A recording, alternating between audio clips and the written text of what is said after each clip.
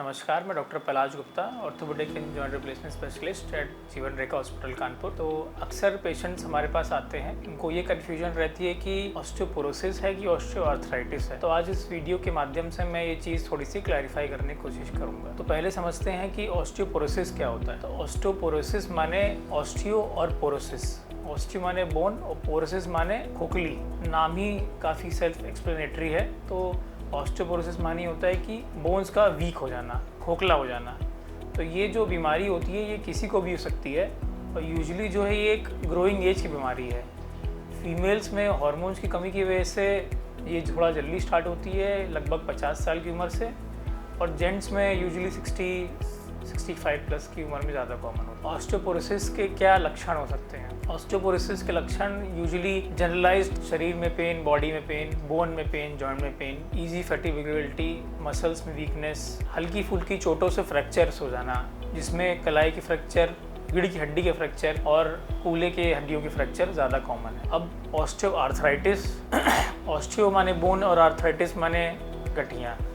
तो जो ऑस्टियोआर्थराइटिस है ये एक जॉइंट की प्रॉब्लम है, ना कि एक हड्डी की।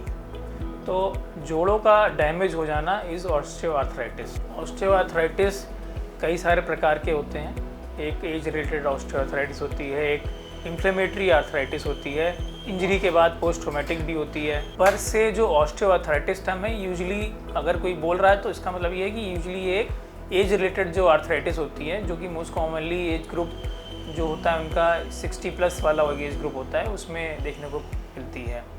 तो इसमें आजकल जैसे हम लोग देखते हैं घुटनों के दर्द और रीढ़ की हड्डियों के दर्द और कंधों में, इन सब में ज़्यादा कॉमनली पाई जाती है ऑस्टियोआर्थराइटिस अपने देश में। तो ऑस्टियोआर्थराइटिस और ऑस्टियोपोरोसिस का ये डिफरेंस है, और कोई ज़रूरी नहीं है कि अगर किसी को ऑस्टियोआर्थराइटिस है तो ऑस्टियोपोरोसिस नहीं हो सकता, और ऑस्टियोआर्थराइटिस है तो ऑस्टियोपोरोसिस तो ऑस्टियोआर्थराइटिस नहीं हो सकता। मोस्ट कॉमनली ये दोनों एक साथ पाई जाने वाली बीमारी हैं। यदि किसी को ऑस्टियोआर्थराइटिस है तो उसका ऑस्टियोपोरोसिस भी डेवलप करता है बहुत जल्दी, और अगर किसी को ऑस्टियोपोरोसिस तो उसमें ऑस्टियोआर्थराइटिस भी जल्दी डेवलप करता है। ऑस्टियोपोरोसिस और ऑस्टियोआर्थराइटिस दोनों ही क्लोजली लिंक्ड रहते हैं और एक ही पेशेंट में दोनों पाए जाते हैं।